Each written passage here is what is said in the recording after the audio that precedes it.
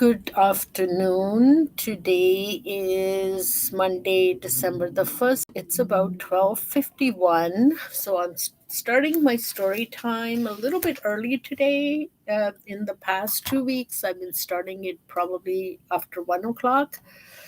So here it is. Today's story is a very exciting story, and it is called The Emperor's New Clothes. So once upon a time, there was an emperor who adored clothing. So here is the little emperor. Oh, oh, oh, oh, oh. Can you see it? The little tiny emperor. Oh, no, you can't. Here you can. Yeah. Once upon a time, there was an emperor and he liked new clothing. So, okay. In fact, he was so crazy about clothes that he didn't care about anything else. He ignored his soldiers and avoided his advisors. He preferred to spend all day in front of his mirror, trying on gorgeous gowns and prosperous platoons. I'm not sure what that means. So here's the emperor standing in front of the mirror, trying on new clothing. And what did they say? Preposterous platoons? I'm not sure what that means. Maybe your teacher knows, or maybe your mom and dad or your babysitter knows. Or you can look in the dictionary. And he only liked riding in the park so he could show off each fabulous new outfit. And he liked people telling him, "You look amazing, Your Excellence." I know. But the emperor had a problem. The royal procession was in 2 weeks' time and he had nothing to wear.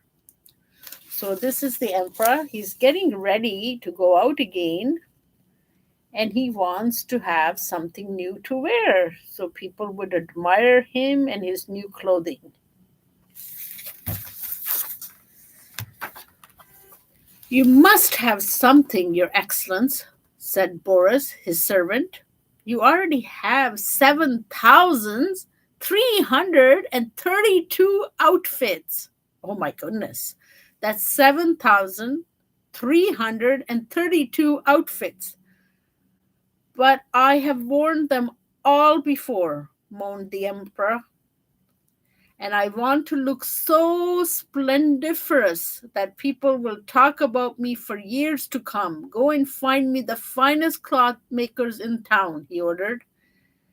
"And I'm off to have a snooze," the emperor added.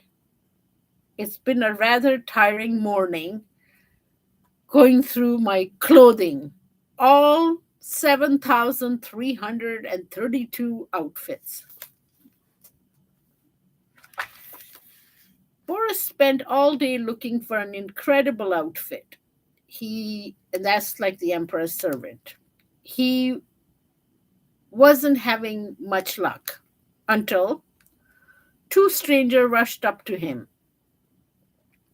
"We are the finest clothes maker in the world," they said. "Take us to the emperor at once." When they arrived at the palace, the strangers burst straight into the emperor's private bedroom. So, emperor's servant was out in town and he had a sign that says, "Urgent. Emperor needs tasteful and elegant new outfit. Cloth maker apply here." So this is the sign. Oh, can you see it? Yeah. So they're looking for new people to make clothing for the emperor that are elegant and tasteful. So two strangers said they can make these clothing. "Who are you?" shouted the emperor angrily. "We are Slimus and Slick, at your service," they said. So the tall one is Slimus, and the little shorter fat one is, what is it called? Slick. Oh my goodness. Slimus and Slicks are at Emperor's service. ready to make him new, tasteful, and elegant clothing. The emperor just stared at them. Haven't you heard of us? Said Slimus, looking shocked. Well, no, admitted the emperor. He hated not knowing things. We make magical clothes, said Slimus. Magical? Said the emperor. Yes, said Slick. Our clothes can only be seen by clever people. They will be invisible to anyone stupid. Oh, now that's really exciting. So here's the emperor sitting in his chair talking with, what is it, Slimus and Slick?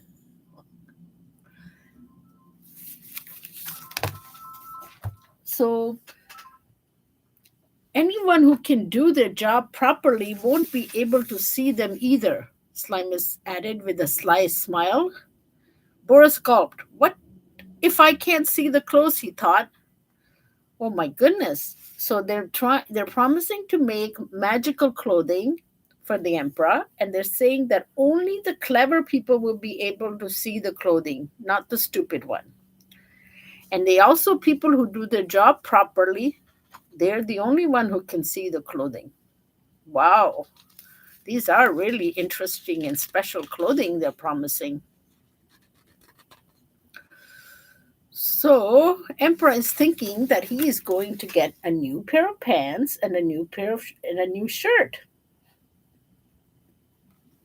You see it? That's good.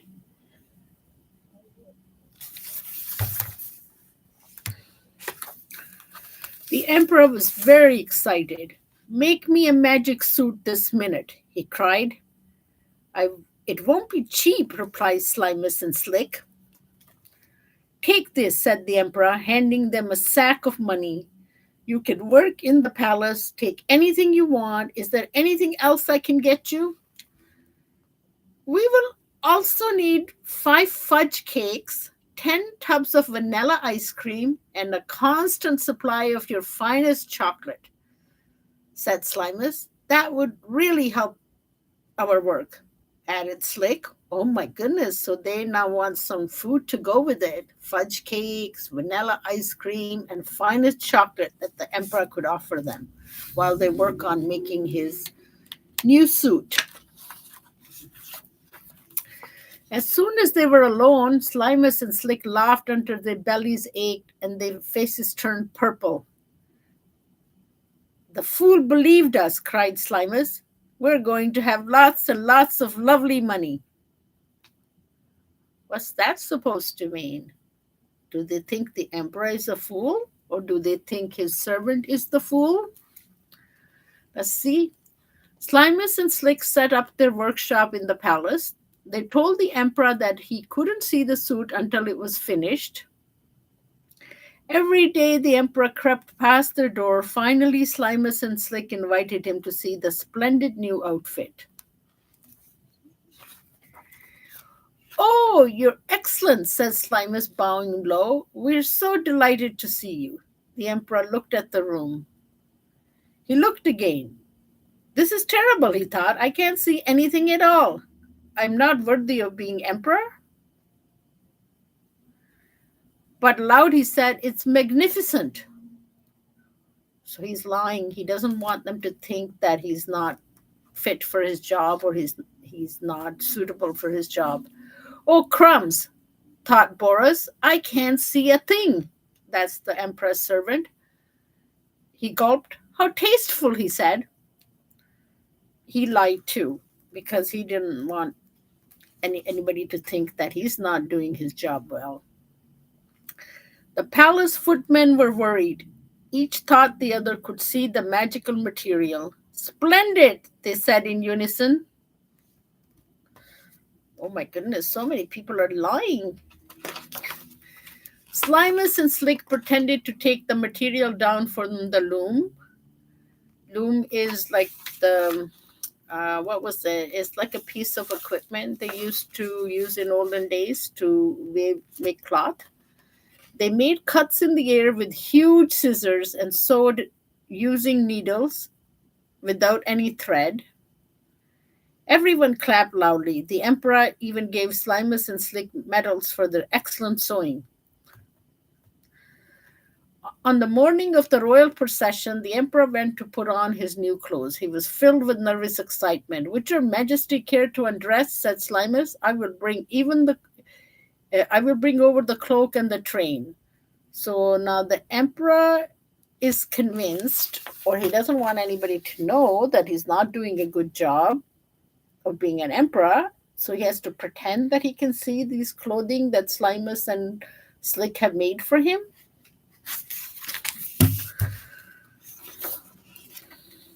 This is your shirt, your majesty, said Slick. See, it is as light as a spider's web. Then the palace footmen bent down as if they were picking up a train. The emperor admired himself in the mirror one last time. Don't I look splendid, Boris? The emperor asked. Yes, your excellence, said Boris, looking straight up at the ceiling. And then the emperor let the royal procession begin. Okay, so now the emperor is naked. He'd been really made a fool of by Slimus and Slick. But emperor doesn't want to admit that he can't see his magical clothing, that only the people who are clever and only who are doing a good job can see. And nor does anybody else in the palace wants to admit that they can't see emperor's new clothing. The crowd gasped as the emperor emerged from the palace. Everyone had heard the only clever people could see his clothes. Remember, they're supposed to be magical, special clothing that only clever people can see and only people who do a good job. What a splendid outfit, they cried. Such a magnificent pattern, they said to each other. See, nobody wanted to admit that they were not clever and they were not doing a good job. And everybody believed that the other person wasn't lying, that they could see the clothing, which they could not.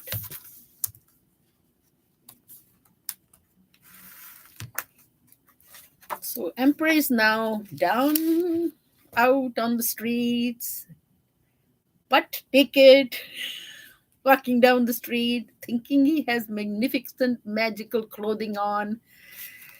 And everybody else who works for him doesn't want to admit that they're not doing a good job and they're not clever enough not to see the magical clothing. So they're pretending that they can see the nice clothing. And all the people lining the streets watching the emperor doesn't want to admit that they're not clever and they're not doing a good job. So the emperor smiled to himself. These are my most successful clothes ever, he thought, and added a spring to his step. Let me see them, cried a small child who was stuck at the back of the crowd. The child was lifted up by his father's shoulder so he could see the emperor in all his glory. Oh, said the child, the emperor's got nothing on. Everyone around the child fell silent and looked at the emperor again. Oh my God. So here's the little child who was standing in the crowd, and then his dad lifted him up so he could get taller and see the emperor. And the kid could not see any clothing on the emperor. And he said it out loud so everybody could hear it. And that made everybody take a second look at emperor. He's right, you know, said his father. The emperor is naked. Then, faster than a spreading fire, a whisper whizzed through the crowd. The emperor got no clothes on. Oh, emperor got no clothes on? Soon the whole crowd was chanting, the emperor's got no clothes on. The emperor got no clothes on. The emperor heard their words and shivered. Suddenly he felt very cold. The emperor looked down. To his horror, he saw that they were right, and then he blushed bright red all over. I must carry on, he thought. This is the royal procession, and I'm the emperor. And he held his head high and walked more proudly than ever. So the emperor is now kind of embarrassed because he realized he's kind of naked, but he doesn't want to show everybody he's embarrassed, and he doesn't want to end his parade. So he's going to try his best, despite his embarrassment, to keep the parade going.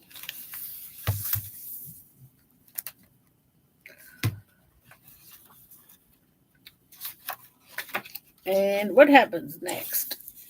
Meanwhile, Slimus and Slick were packing their bags full of money, getting ready to flee the palace forever. A toast to invisible clothes and a naked emperor. We tricked him, they cried and cackled with glee. We tricked him, we fooled him. As for the crowds, they were enjoying the best procession ever. Boris, of course, wasn't having such a good day.